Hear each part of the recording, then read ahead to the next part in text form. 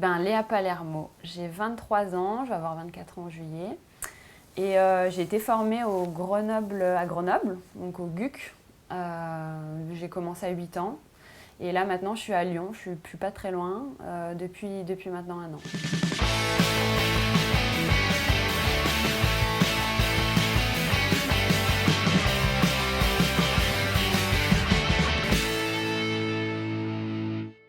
Bah, pourquoi le bad? Parce que c'est mon papa qui en faisait en fait, depuis une bonne dizaine d'années. C'est lui qui m'a mis les premières raquettes dans les mains quand j'étais toute petite, même voilà, à 3-4 ans. Je suis issue de la gymnastique, j'ai fait de la gymnastique, mais en parallèle je faisais aussi un peu de bad, un peu de tennis de table aussi. Et j'ai tout de suite accroché avec le bad parce que j'y suis arrivée assez rapidement. En fait, c'est un sport qui est assez ludique, je trouve, comparé au tennis par exemple, où c'est un peu plus difficile d'envoyer la balle. J'ai aimé me déplacer, les déplacements, tout ça allait vite. Techniquement, j'étais tout de suite à l'aise et c'était un sport où je me suis vue progresser rapidement et c'est pour ça que j'ai pas arrêté jusqu'à maintenant. En fait, je dirais que les 6 premiers mois, c'était du loisir. Je voulais voir si je me faisais plaisir sur un terrain de bad. Et très vite, moi, j'aime pas perdre, déjà. Donc, j'ai directement vu que l'esprit compétition, il revenait, parce que je faisais aussi de la compétition en gymnastique quand j'étais jeune. Et non, j'ai tout de suite voulu progresser et ça passait forcément par des entraînements. Donc, au début, je commençais à 1 à 2 fois par semaine, comme tous les jeunes. Et après, c'était un peu plus soutenu et ça m'a plu tout de suite en fait.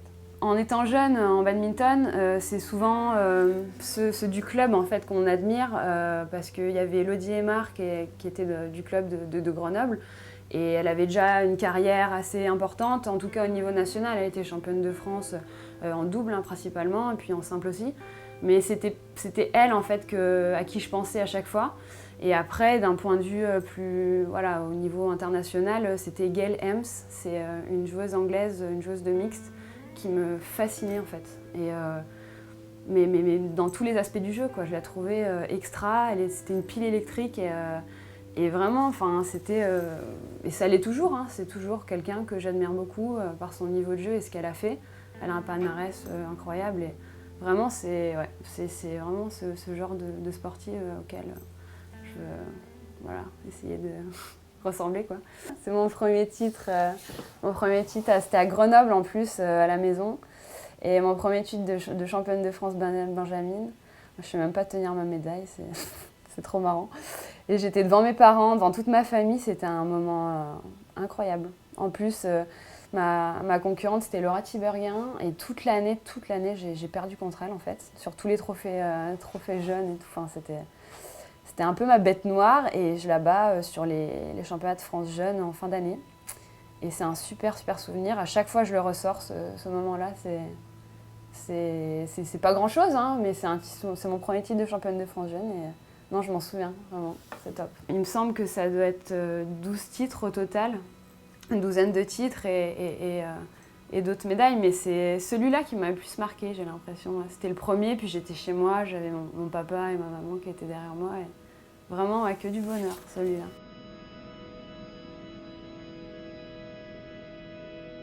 Je pense que je me faisais pas tellement plaisir. Alors moi, comme je le disais, j'aime pas perdre. Donc en fait, je disais, moi j'aime bien le simple quand je gagne, mais j'aime pas le simple quand je perds. Bon, ça c'est un peu le discours chez les jeunes, on est un peu tous pareils.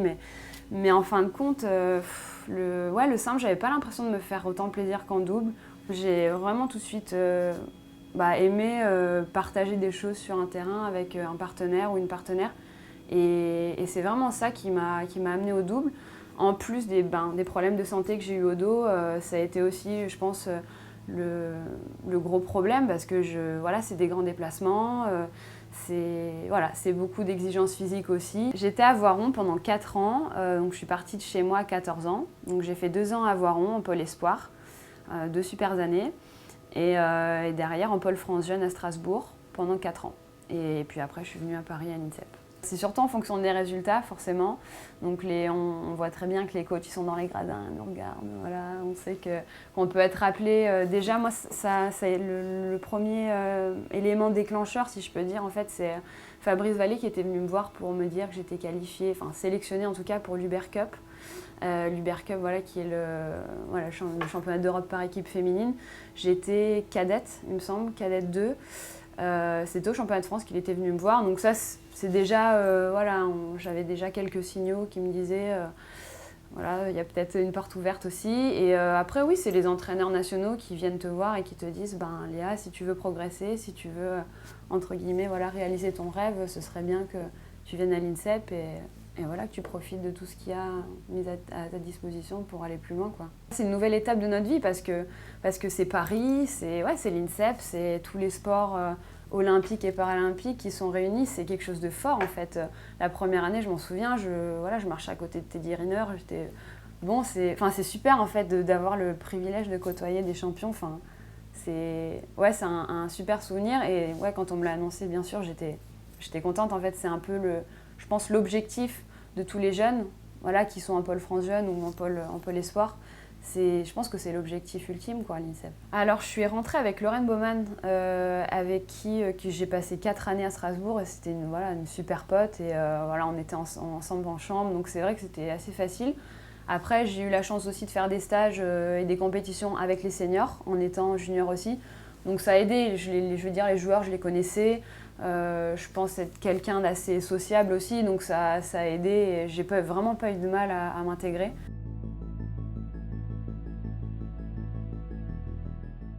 Les séances de multi, parce que ça combine plein de choses. Ça combine l'aspect physique, bien sûr, parce que qui dit multivolant dit plein de volants.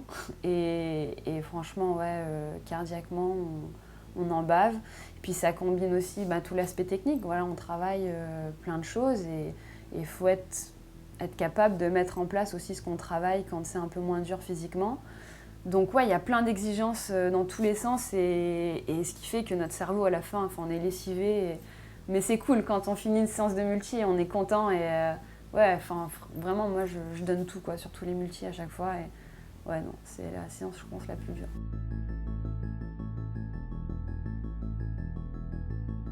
Le cours croisé, alors je pense que c'est ma marque de fabrique, je pense que tout le monde peut le dire.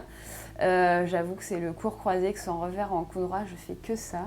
Mais ça marche bien, alors je continue, quoi.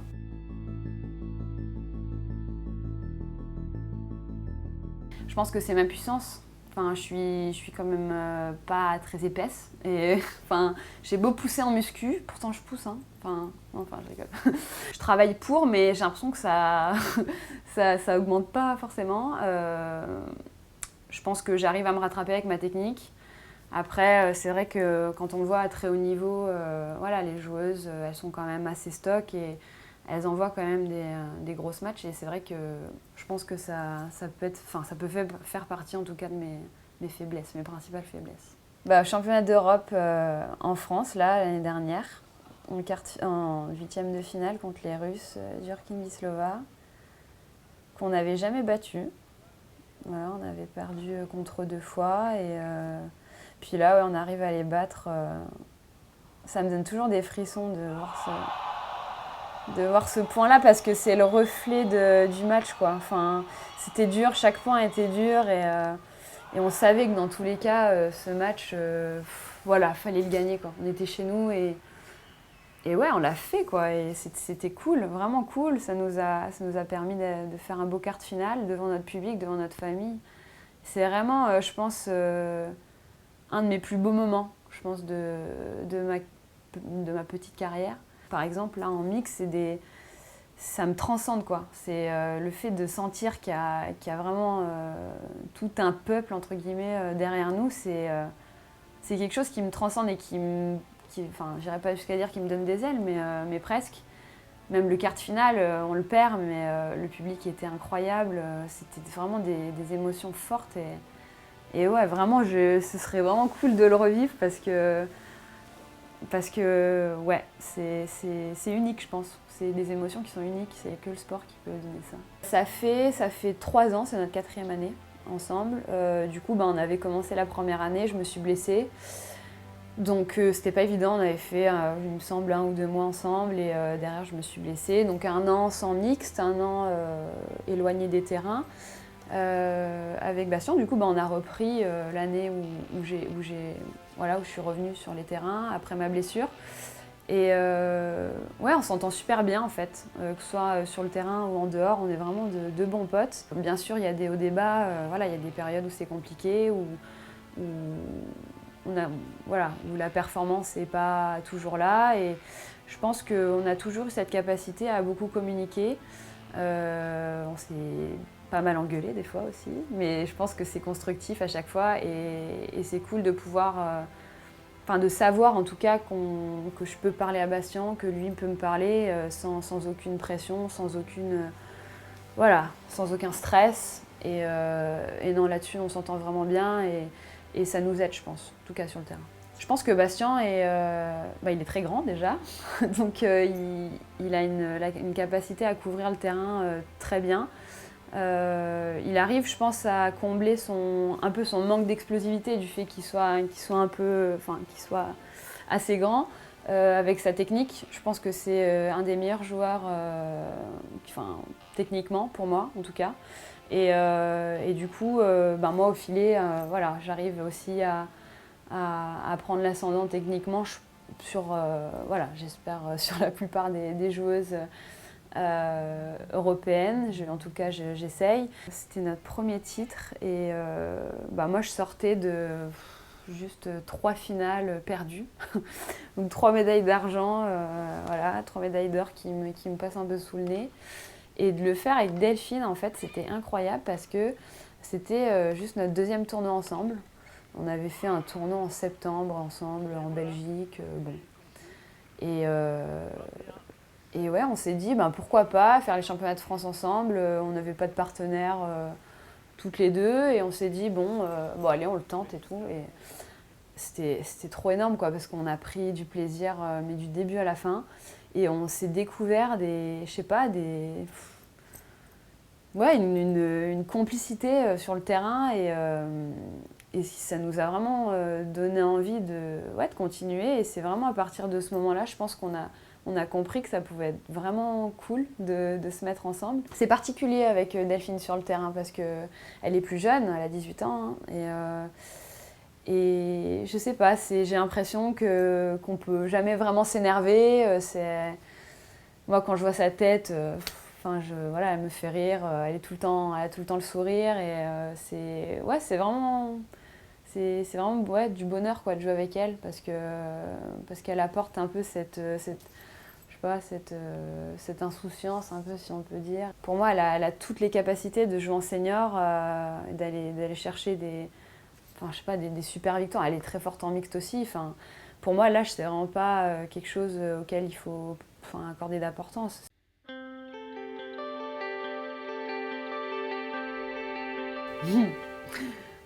Je pense que toutes les deux. Alors, elle, avec sa tête d'ange, il faut faire gaffe parce qu'elle est aussi mauvaise perdante.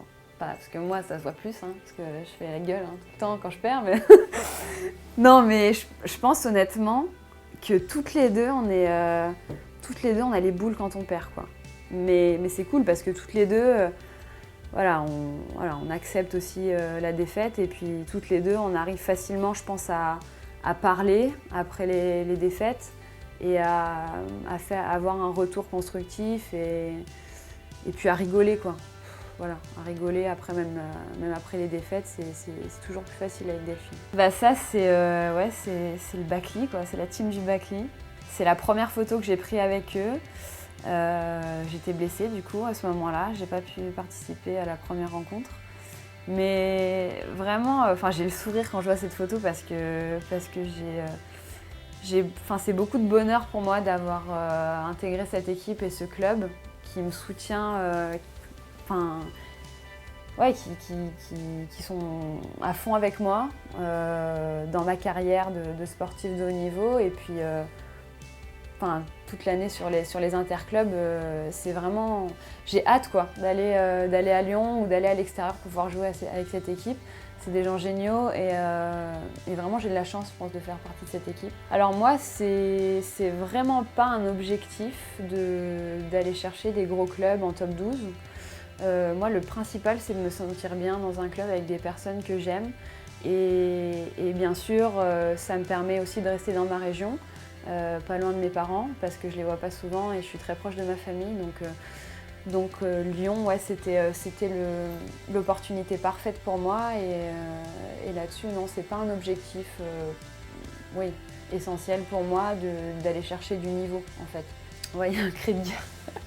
Il y a un cri de guerre, mais je le maîtrise pas parce que, en fait, c'est pas moi qui dis les phrases. Moi, je fais que répéter, quoi. Mais ouais, on reprend un peu comment on appelle les Irlandais à la Coupe d'Europe, les Barclays on fire. Cette équipe est terrifiante. Barclays on fire.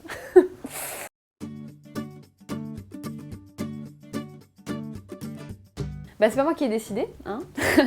Donc ouais, non, ça faisait partie des projets, enfin des nouveaux projets du club de Grenoble, de focaliser un peu plus son attention sur la jeunesse, sur les jeunes. Donc forcément, ça passait par l'arrivée d'un deuxième entraîneur, notamment. Et ce qui fait qu'il n'y avait plus trop de place pour moi. Je l'ai pas mal pris. C'est quelque chose qui est normal. Un club a toujours besoin de se renouveler, d'avoir de nouveaux projets. Donc je l'ai accepté, il n'y a pas eu de problème et je suis en bon terme avec Grenoble.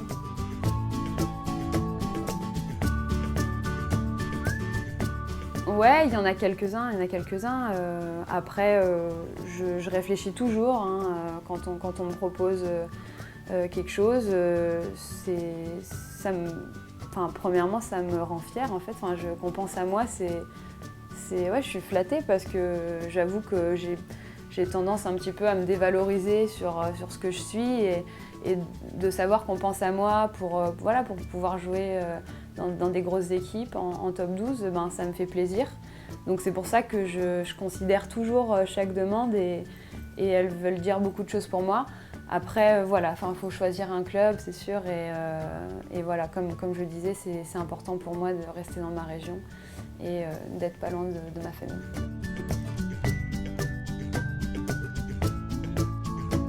J'étais blessée au poignet là en début d'année. Cette blessure n'était pas évidente parce qu'on ne savait pas vraiment ce que c'était d'un point de vue médical. Donc j'attendais et c'est vrai qu'aujourd'hui je sais toujours pas ce que j'ai vraiment eu. J'arrive pas à vraiment mettre de mots sur ce qui s'est passé. Donc j'espère juste que ça va pas se renouveler parce que ça va être compliqué à gérer. Après, c'est vrai que la blessure que je retiens le plus, c'est celle à mon dos, bien sûr. C'était en 2013 et je m'en souviens comme si c'était hier. Et c'était une période hyper difficile pour moi parce que premièrement, c'était douloureux. Donc je m'en souviens, c'était en septembre en République tchèque. J'entends craquer dans mon dos et je sais tout de suite que c'est très grave parce que je joue depuis 3 ans avec une ceinture lombaire et je sais que la lyse ischimique elle est à gauche et qu'à droite il y a une fissure. Donc je sais que je suis à 2 doigts de me faire très mal et quand j'entends craquer dans mon dos sur un simple retour de service, hein, c'est même pas en faisant une interception ou quoi, je sais que c'est très grave. Donc là j'abandonne, forcément je peux plus vraiment marcher.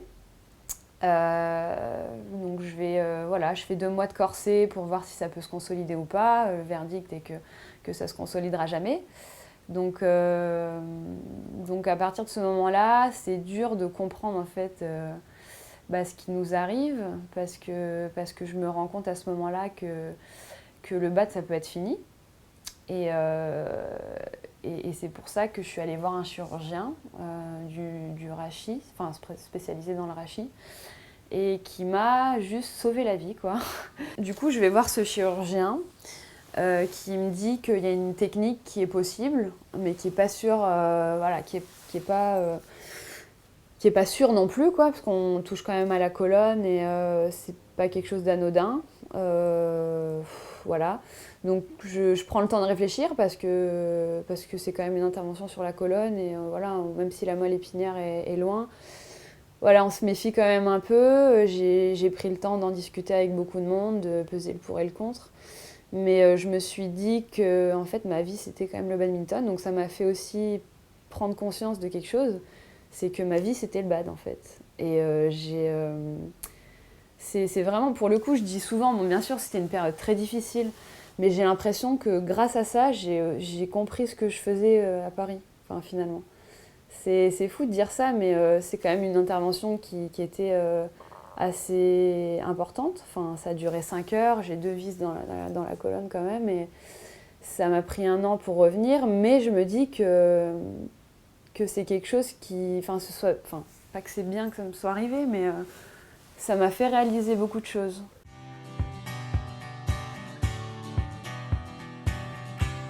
Mais je fais que du badminton, hein. Non, on me reconnaît pas dans la rue, non.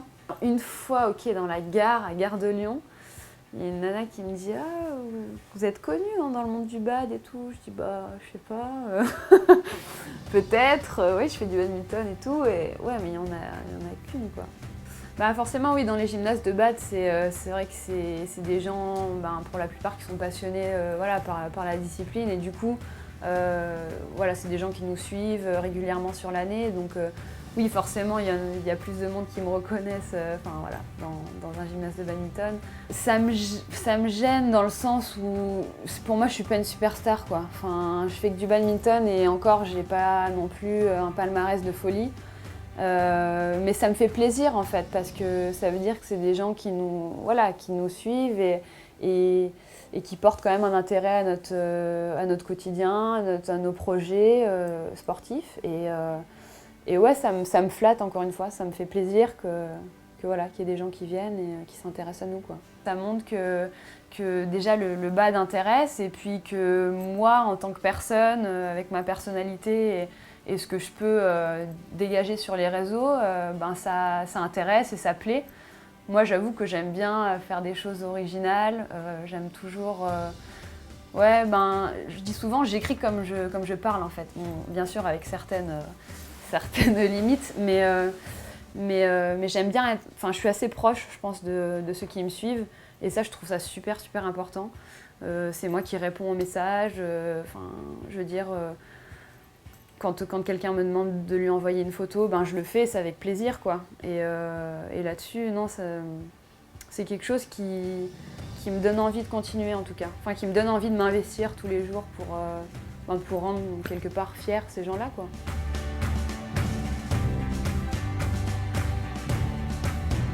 Ouais, je fais des études. Je suis en Master 2 en école de commerce. Donc, je fais tout à distance avec l'école de management de Grenoble.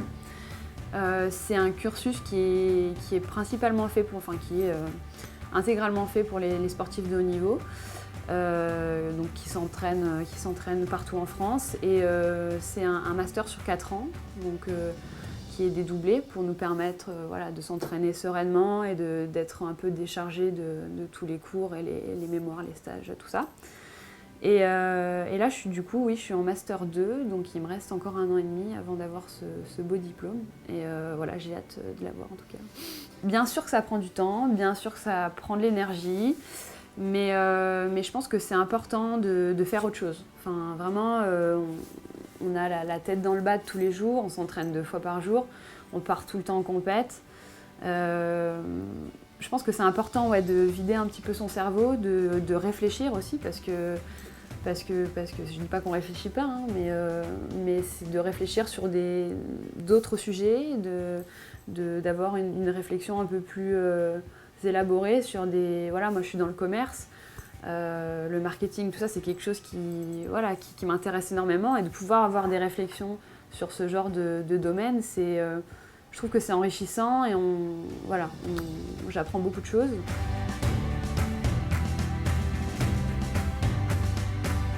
Non, j'arrive pas à vivre du badminton, mais je vais pas dire que je suis à la rue non plus. Mais c'est pour ça que du coup j'ai voulu continuer à faire des études. Mes parents m'ont toujours dit, de toute façon, Léa, tu fais du badminton, n'oublie pas les études, c'est hyper important. Et à partir de ce moment-là, ils m'ont dit ça quand j'étais encore au collège, hein, donc dès qu'ils ont su que je pouvais potentiellement avoir un niveau important en badminton, ils m'ont directement alarmée là-dessus, et j'ai toujours eu cette envie de continuer ce double projet qui pour moi était essentiel, quoi. En faisant du badminton, on sait que c'est hyper important d'assurer aussi une reconversion derrière.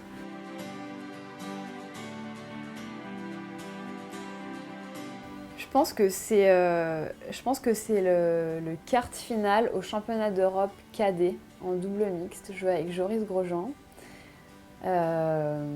Et en fait, on bat les têtes de série une turque. Et en fait, on s'y attendait pas du tout. Et on arrive à choper une médaille, quoi, au championnat d'Europe. Et je pense que personne nous attendait, nous non plus. Et vraiment, c'était un match, ça me redonne des frissons rien que d'en parler parce qu'on gagne en 3-7 et parce qu'on bat des Turcs qu'on n'avait jamais battus non plus. Et ouais, au championnat d'Europe, quoi. Donc c'est vraiment un match qui m'a marqué, en plus du 8e en mixte et de ma première victoire en championnat de France jeune. Ouais, c'est un match auquel je pense toujours.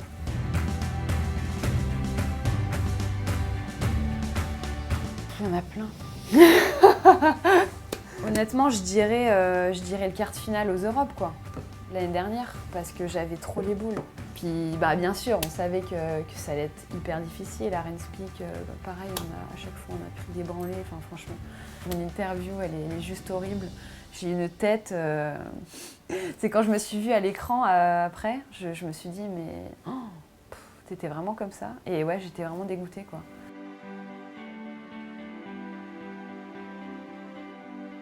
Bien sûr qu'on pense tous aux Jeux Olympiques. Et moi particulièrement, parce que voilà, je m'entraîne pour ça, parce que voilà, j'ai Tokyo 2020 comme objectif et tous les jours, voilà, j'y pense. Et toutes les compètes, toutes les victoires que j'arrive à ramener en France tous les jours, c'est pour Tokyo.